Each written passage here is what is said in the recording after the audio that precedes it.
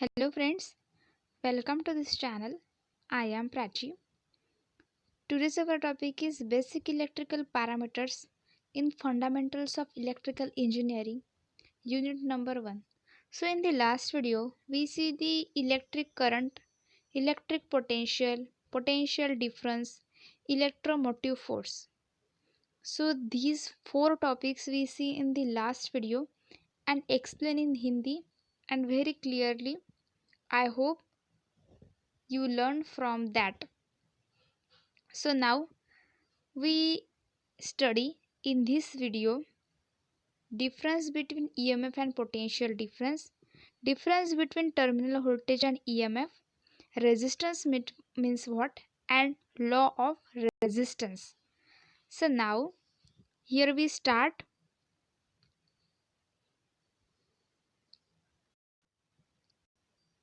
Difference between electromotive force and potential difference.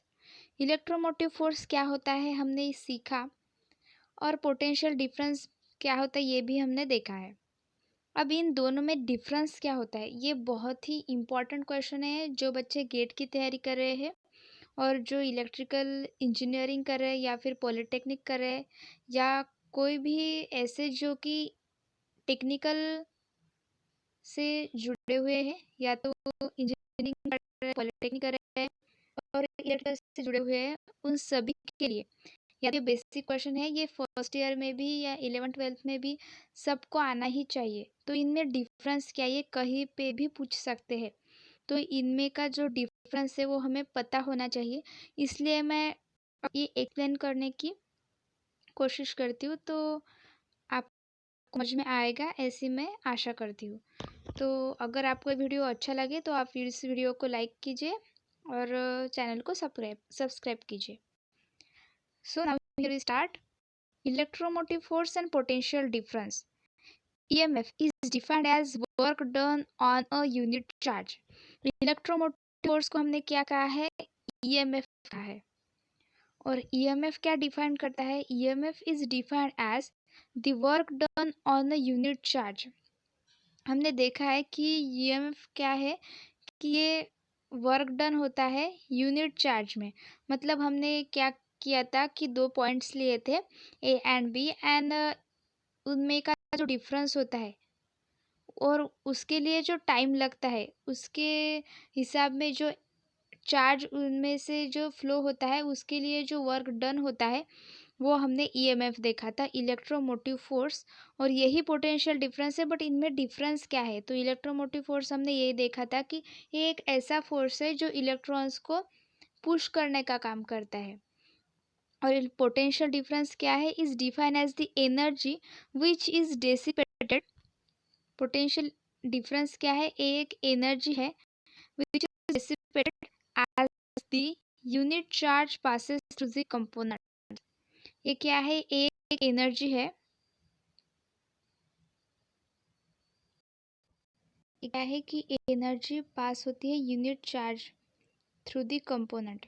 मतलब EMF क्या है, work done per unit charge, and potential difference क्या है, energy per unit charge.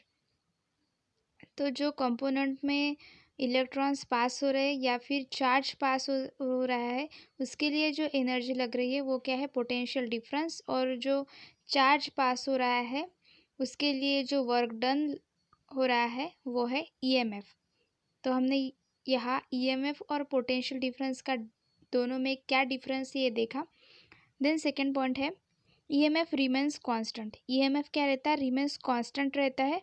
और potential difference is not constant. And potential difference ये constant नहीं रहता. EMF is independent of circuit resistance.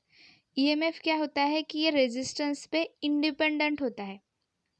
And the potential difference depends on the resistance between the 2 points during the measurement. और ये जो potential difference होता है ये resistance पे डिपेंड रहता है बिटवीन दो पॉइंट में का जो हम जब मेज़र करते तब ये क्या रहता है, जो रेजिस्टेंस है दो पॉइंट में का उस पर ये पोटेंशियल डिफरेंस डिपेंड रहता है.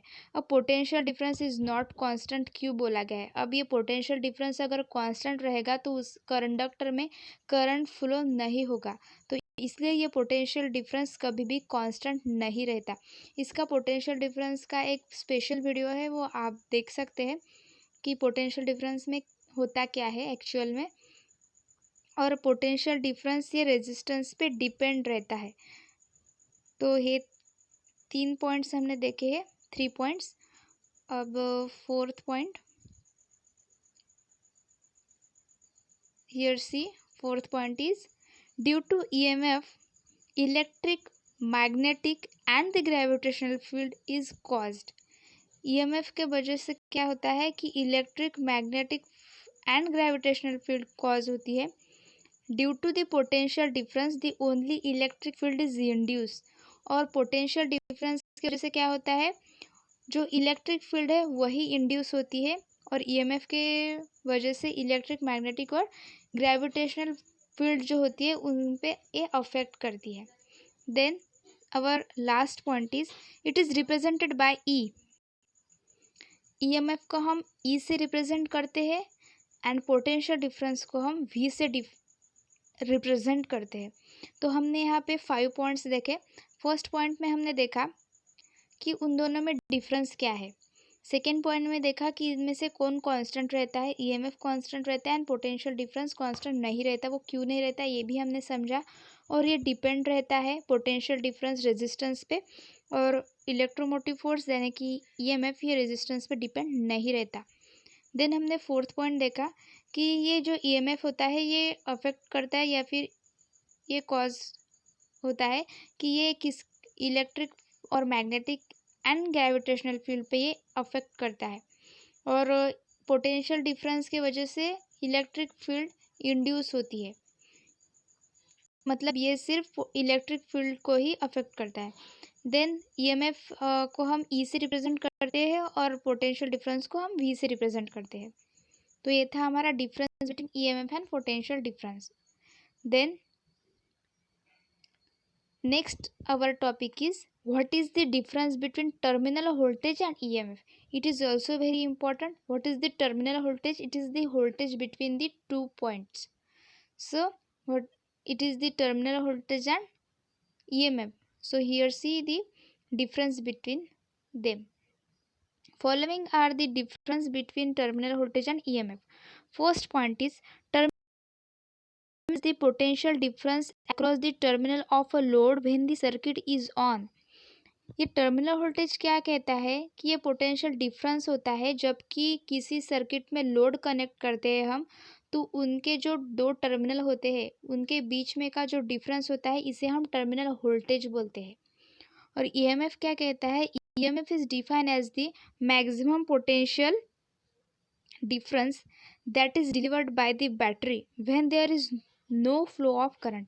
ये क्या कहता है कि ये मैक्सिमम पोटेंशियल डिफरेंस है जो कि बैटरी में से जाता है कब, when there is no flow of current, जबकि वहाँ करंट फ्लो नहीं हो रहा होता है तब ये मैक्सिमम पोटेंशियल डिफरेंस उस बैटरी में डिलीवर्ड होता है। तो ये था हमारा EMF। Then a voltmeter is used for measuring the terminal voltage whereas the potentiometer is used as the measuring the EMF। Voltmeter किसके लिए यूज़ करते हैं, तो टर्मिनल वोल्टेज मेज़र करने के लिए, और EMF मेज़र करने के लिए हम पोटेंशियोमीटर का यूज़ करते हैं। तो ये है पोटेंशियोमीटर, इसका हम EMF मेज़र करने के लिए यूज़ करते हैं, और टर्मिनल वोल्टेज मेज़र करने के लिए हम वोल्टमीटर का यूज़ करते हैं। ये बहुत इंपॉर्टेंट पॉइंट है कि पोटेंशियोमीटर क्या करता है, EMF मेज़र करता है। So then here see resistance means what। Then first point is it may be defined as property of a substance due to which it opposes or restricts the flow of electricity through it। ये क्या है कि ये एक property है substance की। Resistance क्या है, ए डिवाइस नहीं है, ये एक प्रॉपर्टी है कि ये क्या करती है, अपोज करती है इलेक्ट्रिक करंट को और इलेक्ट्रिसिटी को, और इलेक्ट्रॉन्स को क्या करता है, ये अपोज करता है, प्रतिरोधक बोलते हैं हम इसे, यानी कि resistance. Second point is metals, acids and salts solution are good conductors of electricity. जो मेटल्स होते हैं, धातु, एसिड्स होता है या सॉल्ट सॉल्यूशन होता है, वो क्या होते हैं? गुड कंडक्टर्स ऑफ इलेक्ट्रिसिटी होते हैं. उनमें से इलेक्ट्रिसिटी क्या होती है? फ्लो होती है. Then pure metals silver, copper and aluminium are very good conductors of electricity. जो प्योर मेटल्स होते हैं जैसे कि silver, copper and aluminium are very good conductors of electricity. Then fourth point is those substances which offer relatively greater difficulty or hindrance to the passage of these electrons are said to be relatively poor conductors of electricity called an insulator. ये तो हमने good conductors के बारे में देखा. अब जो bad conductors होते हैं जिसे हम इंसुलेटर्स बोलते हैं, वो क्या होता है कि ऐसा सब्सटेंस कि जिनमें डिफ़िकल्टी होती है इलेक्ट्रॉन्स को फ्लो होने में, और उसका पैसेज जो होता है वो क्या करता है? वो इलेक्ट्रॉन्स को रोकता है या तो फिर वो डिफ़िकल्ट होता है उन्हें फ्लो करने में. तो इसे हम पुअर कंडक्टर्स भी कहते हैं और इसे हम इंसुलेटर्स कहते हैं. यह क्या होते हैं? पुअर कंडक्टर्स ऑफ इलेक्ट्रिसिटी होते हैं. Then example of insulator are bakelite, mica, glass, rubber, polyvinyl chloride and dry wood. Insulators के एग्जाम्पल है bakelite, mica, glass, rubber and PVC. Also the dry wood. ये क्या है? ये इंसुलेटर्स के example है. The practical unit of resistance is ohm. Resistance का unit क्या है? ओहम है. The conductor is said to have a resistance of 1 ohm if it permits 1 ampere current flow through it when 1 volt is impressed across its terminal. हम कब कहते हैं कि 1 ohm है जबकि उनमें 1 एम्पियर का करंट फ्लो हो रहा हो और उसका होल्ट कितना हो? 1 वोल्ट हो, तभी हम कह सकते हैं कि कंडक्टर में क्या है? रेजिस्टेंस 1 ओहम है. रेजिस्टेंस का एक स्पेशल वीडियो बना हुआ है. रेजिस्टेंस, रिएक्टेंस एंड रिलक्टेंस, ये तीनों क्या होते हैं, तो वो आप इस चैनल पर देख सकते हैं. सो हमने देखा कि रेजिस्टेंस का यूनिट तो ओहम है, बट उसका बिगर यूनिट जो है वो मेगा ओहम है. Mega ohm is equals to 10⁶ ohm. Mega और मेगो meaning a million, it means 10⁶ ohm. Kilo ohm is equals to 10⁻³ ohm. Kilo means 1000, and smaller units like milliohm 10⁻³ ohm and micro ohm means 10⁻⁻6 ohm are used. The symbol for ohm is like this. So ये जो mega ohm है 10⁶, kilo ohm है 10⁻³, smaller units like मिली ohm 10⁻⁻3, micro ohm 10⁻⁻6. ये बहुत important है. जब आप problem solve करते हो तब ये आपको पता होना बहुत इम्पॉर्टेंट है. तो ये हुआ उसका यूनिट्स. देन मल्टीपल्स एंड सब multiples of ohm. Mega 1 million, मतलब ये इसका मीनिंग दिया है यहाँ पे. प्रेफिक्स क्या है? Mega. Its meaning is 1 million and abbreviation क्या है? Capital M ohm equal to 10⁶ ohm. Then kilo means 1000, abbreviation है K, capital K ohm, symbol of ohm. Then equal to 10⁻³ ohm. Centi 100, लेकिन हम इसे एब्रीवेशन और equal to नहीं लिखते. Equal to हम इसे 10⁻² लिख सकते हैं. और जो मिली होता है उसे हम 1000 कहते हैं. वो स्मॉल m में दिखाते हैं हम, स्मॉल m ओहम. इसका एब्रीवेशन ये है और equal to 10⁻³ ohm. Then micro ohm means its meaning is 1 millionth. Abbreviation is micro ohm. ये माइक्रो का सिंबल है और ओहम का micro ohm. And equal to 10⁻⁻6 ohm. ये क्या है? स्मॉल यूनिट्स है रेजिस्टेंस के. देन लॉज ऑफ रेजिस्टेंस, बहुत इम्पॉर्टेंट टॉपिक है. Laws of resistance. The resistance are offered by a conductor depends on the following factors. Resistance ये conductor में depends होता है resistance offer by a conductor depends on the following factor. ये किस पर depend करता है हम देखते हैं। फर्स्ट है, it varies directly as its length. Resistance vary होता है डायरेक्टली जैसे कि उसकी लेंथ वैरी होती है, मतलब ये डायरेक्टली प्रोपोर्शनल है लेंथ से। सेकेंड है, it varies inversely as the cross sectional area of the conductor. मतलब ये इन्वर्सली प्रोपोर्शनल है क्रॉस सेक्शनल एरिया से, मतलब जबकि एरिया डिक्रीज होगा तो रेजिस्टेंस इंक्रीज होगा और रेजिस्टेंस डिक्रीज होगा तो एरिया इंक्रीज होगा, मतलब ये इन्वर्सली प्रोपोर्शनल है एरिया से। It depends on the nature of the material. ये किस पे डिपेंड करता है, जो मटेरियल का नेचर है। Then fourth point is it also depends on the temperature of the conductor. ये टेम्परेचर, जो कंडक्टर का टेम्परेचर होता है उस पर भी ये क्या करता है, डिपेंड रहता है resistance. Then combining this factors, अब ये इसका हम फॉर्मूला देखते हैं कि क्या है। R is proportional to L by A, और resistance is directly proportional to an L and inversely proportional to A. और जब हम ये प्रोपोर्शनलिटी का साइन हटा देंगे तो वहाँ पे एक कांस्टेंट आएगा, उसे हम रो कहते हैं। R is equals to rho L by A, where rho is constant depend on the nature of the material of the conductor and is known as the specific resistance or resistivity। हम इसे क्या बोलते हैं, resistivity भी बोलते हैं और specific resistance भी बोलते हैं। ये जो रेजिस्टेंस और स्पेसिफिक रेजिस्टिविटी और रेजिस्टिविटी जो है, ये हमने रेजिस्टेंस के वीडियो में बहुत अच्छे तरह से एक्सप्लेन किया है, तो आप देख सकते हैं वहाँ पे। Specific resistance of material may be defined as the resistance between the opposite faces of meter cube of that material। ये जो स्पेसिफिक रेजिस्टेंस होता है, ये क्या है कि ये मटेरियल में भी डिफाइन है। इसे कैसे डिफाइन कर सकते हैं, ये रेजिस्टेंस होता है अपोजिट फेसेस में का मटेरियल के, इसे हम स्पेसिफिक रेजिस्टेंस कहते हैं या फिर रेजिस्टिविटी कहते हैं। ये भी एक प्रॉपर्टी है। ये कोई तो यहाँ पे हमने देखा resistance and laws of resistance.